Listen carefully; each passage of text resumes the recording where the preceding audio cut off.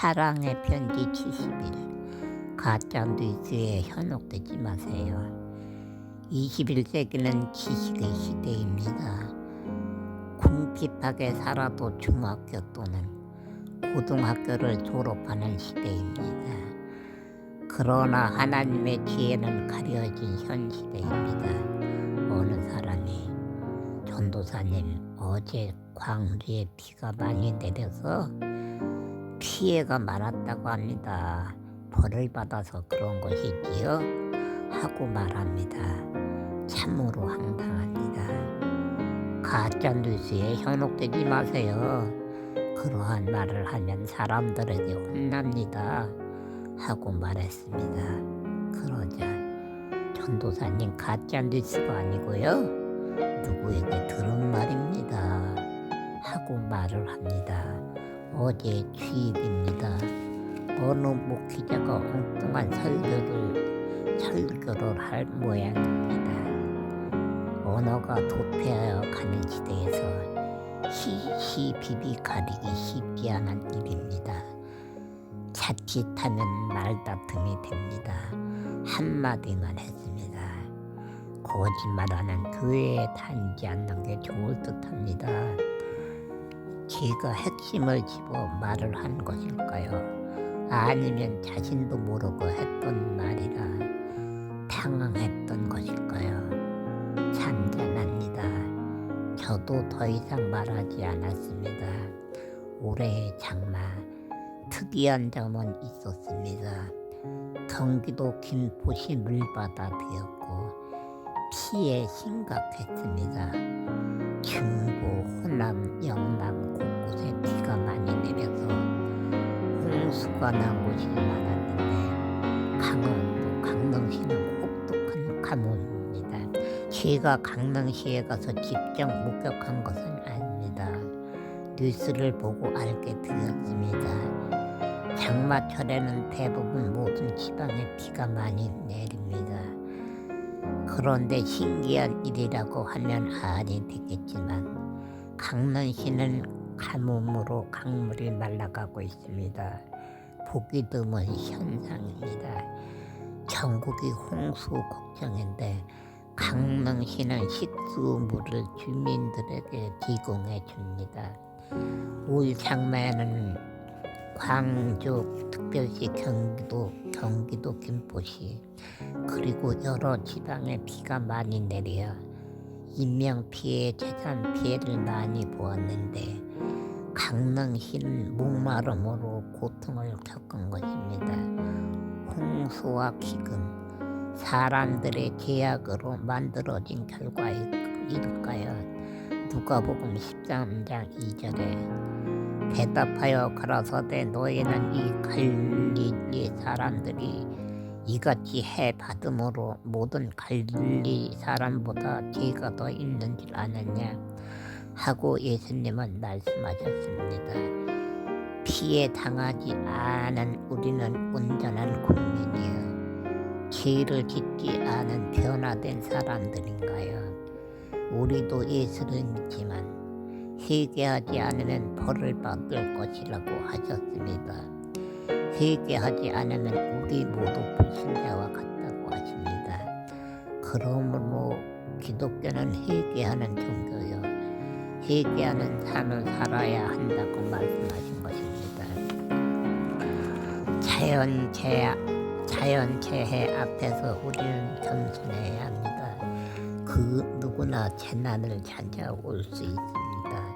선한 사람, 거룩한 사람은 세상에 존재하지 않기 때문입니다. 로마서 3장 10절에서 12절에 기록된 바 의인은 없나니 하나도 없으며 깨닫는 자도 없고 하나님을 찾는 자도 없고 다 치우쳐 한 가지로 무익하게 되고 선을 행하는 자는 없나니 하나도 없도다 하고 말씀합니다. 하나님을 찾는 자도 없다고 하셨습니다. 참으로 이해하기 어려운 부분입니다. 바울 사도 시대에 복음이 불붙었고 많은 사람이 회개하고 서로 사랑하며 하나님을 찾았고 복음의 삶을 살았습니다. 그러나 바울 사도는 의인도 깨닫는 자도 없었고 하나님을 찾는 자도 없었다고 고백합니다. 오늘날 이 시대를 살아가는 우리는 하나님을 찾으면서 회개하는 삶을 살고 있습니다. 바울이 사역한 시대는 더욱 하나님을 찾았습니다. 그런데 왜 바울 사도는 하나님을 찾는 자가 없다고 말을 한 것일까요? 바울 사도가 말을 실현한 것일까요? 바울 사도 수없이 많은 사람에게 복음을 전했습니다. 말씀을 전했습니다. 대화 즉 상담도 하고 토론도 했습니다. 예수님 제자들과 친근하게 지냈습니다. 특히 디모데는 아들이라고 할 정도로 예수님 사랑으로 사랑했던 제자이기도 합니다. 그러면 무슨 문제가 있는 것일까요? 사람들의 마음에는 자신이 있었습니다. 자신, 무엇을 말하는 것일까요? 각 사람의 마음을 이야기합니다. 바울 사도 안에도 베드로, 요한, 야곱, 디모데 안에도 예수님 제자들의 마음 안에도 자신의 마음이 살아있었습니다. 하나님의 거룩이 자리 잡은 것이 아니라 자신의 마음이 늘 존재했습니다. 바울 사도도 하나님을 향하여 늘 다름박질했지만 자신을 생각하는 마음이 늘 존재하고 있음을 알았습니다. 그러므로 자신의 마음에는 하나님을 향한 선한 마음, 거룩한 마음이 없다고 고백한 것입니다. 예수님 안에만 선한 마음이 존재함을 고백한 것입니다. 자신은 죄인이라는 것을 알기에 늘 회개하며 자신의 마음을 버리는 삶을 살았던 것입니다. 우리가 하나님을 찾을지라도 죄인임을 알기에 회개의 삶을 살아야 한다고 강조한 것입니다. 오늘날의 종교 지도자들 마음 안에 성도님들 마음 안에 자신이 가득하면 봅니다. 죄를 회개하는 삶을 살아도 부족한데 목소리 높이는 삶을 살고 있습니다. 왜 목소리를 높이는 것일까요? 자신이 타인보다 외롭다는 생각을 가지고 있기 때문입니다. 결론은 옛 제사장들의 권위를 가지고 있는 것입니다. 이 시대에 어떠한 일들이 일어나고 있는 것일까요? 성경 말씀으로 옳고 그른 것을 가르치는 삶을 살아야 하는데 자신 생각을 성도들에게 주입하며 설교하는 목회자들이 많은 세상이 된 것입니다. 결국은 지옥의 길로 이끌어 가고 있는 것입니다. 영혼을 슬쩍해야 하는 죄를 짓고 있는 것입니다. 참으로 안타까운 일이다. 종교 지도자들이 성도들을 실족시키고 있다. 하나님을 두려워하지 않고 자신의 안위로 살아가고 있는 것 같다. 이단도 간결하지 못한 악한 시대가 되어가고 있다. 저는 이러한 생각을 할 때도 있습니다. 이단이 득대하여 성도를 미혹하지만 선봉 대장이 되어 싸워야 할 목회자들이 잠잠하니 참으로 안타까운 일입니다. 물론 이단을 대체하며 노력하는 목회자도 있고 발 뻗고 나서서 영혼을 지키려고 노력하는 사람들도 있지만 대부분 교회는 자신의 교회에 앉아도 미한 상황으로 대체하지 못하고 있음을 봅니다. 걔가 두 다리를 다쳐 병원에 입원했을 때 어느 목사님이 방문을 했습니다. 전도사님은 죄를 짓지 않는 줄 알았는데 이것이 어떻게 된 일인가요?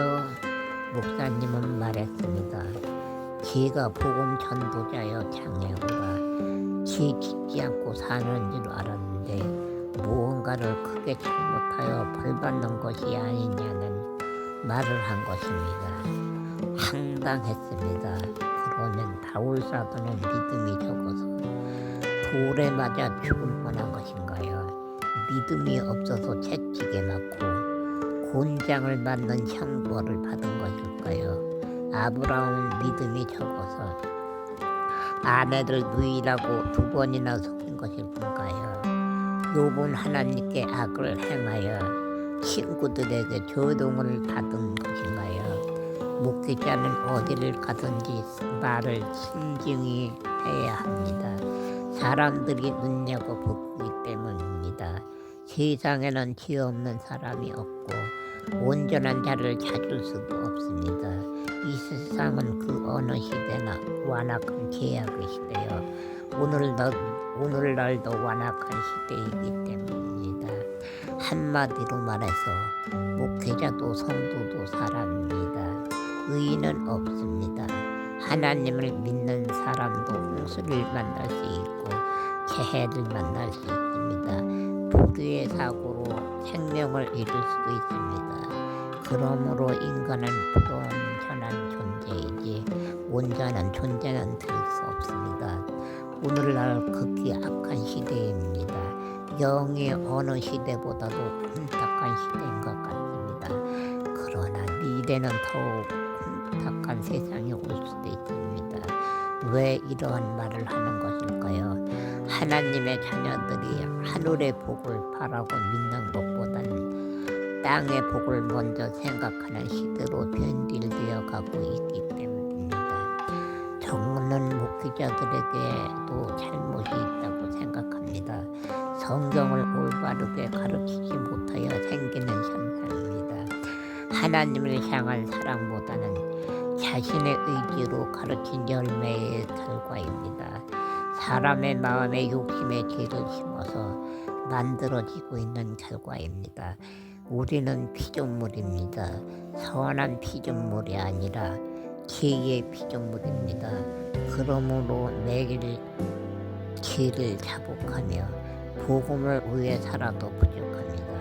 목소리를 높이며 거짓 설교하는 목회자들도 있는데 분별력 없는 성도는 미혹되고 실족합니다. 실족은 무서운 죄악입니다.